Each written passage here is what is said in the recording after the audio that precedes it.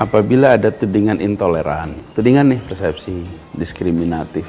Oke, kalau dulu nggak bisa dijawab, saya belum bertugas. Sekarang saya udah 5 tahun bertugas. Apakah ada diskriminasi? Apakah ada intoleransi? Apakah ada penindasan kepada keberagaman? Apakah justru muncul persatuan, kesetaraan, kebersamaan? Nah, itu lihat aja 5 tahun ini. Jadi saya mengajak pada semua mengubah cara menilai. Dari menilai berdasarkan kata orang, berdasarkan persepsi yang coba diciptakan, menjadi menilai berdasarkan kenyataan-kenyataan yang sudah terjadi.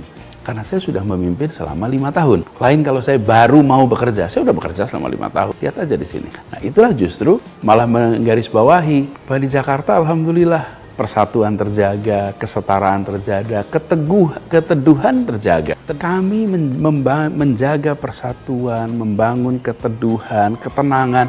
Orang merasakan, tapi orang tidak sadar bahwa di balik rasa tenang, rasa teduh itu ada usaha yang serius. Saya mendatangi semua kelompok.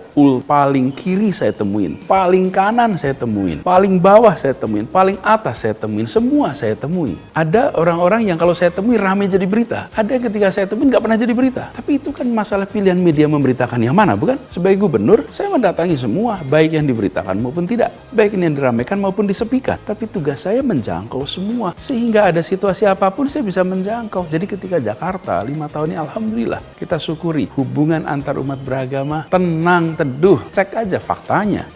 Beberapa hari yang lalu muncul, saya tahu sebetulnya gimana bertanya ini dengan proper. Muncul video Bapak dengan Rizik Syihab. Ketika konteksnya label, apa Bapak tidak khawatir nanti orang akan mengasosiasikan pertemuan atau video tadi, sorry kalau saya ambil dari sosmed tadi, dengan label-label tadi? Mas Riko, kenapa nggak tanya kenapa saya ketemu dengan kardinal beberapa hari yang lalu? Saya mau bahas itu juga. Sebelumnya saya tahu Bapak ketemu dengan kardinal beberapa kali. Exactly. Itu yang saya katakan. Disinilah letak yang saya sampaikan tadi. Saya ketemu dengan yang paling kanan, paling kiri, paling atas, paling bawah. Semua pemimpin agama saya temui. Tergantung lawan membesarkan yang mana. Ya nggak mungkin lawan membesarkan Anies ketemu Pak Kardinal. Waduh, terciptalah Anies gambarannya sebagai orang yang toleran. Anies ketemu dengan PGI wilayah DKI Jakarta, terjadilah Anies, wah toleran betul Anies tidak mau.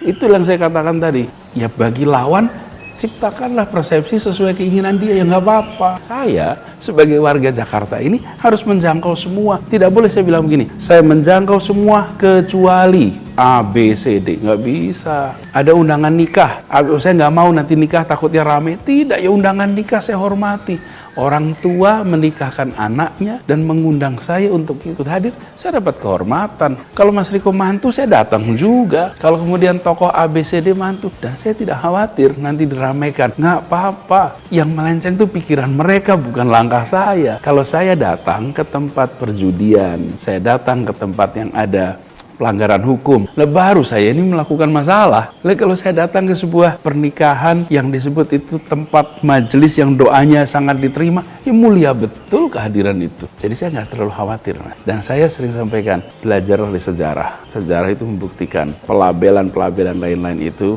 tidak akan bisa bertahan kecuali dia ditopang dengan fakta. Ketika tanpa ditopang sama fakta, maka dia akan lewat oleh waktu. 2017 segala macam label, sekarang 2022, silahkan buktikan. Kalau tidak ada, silahkan orang yang objektif, orang yang menggunakan akal sehat pasti menghapus itu.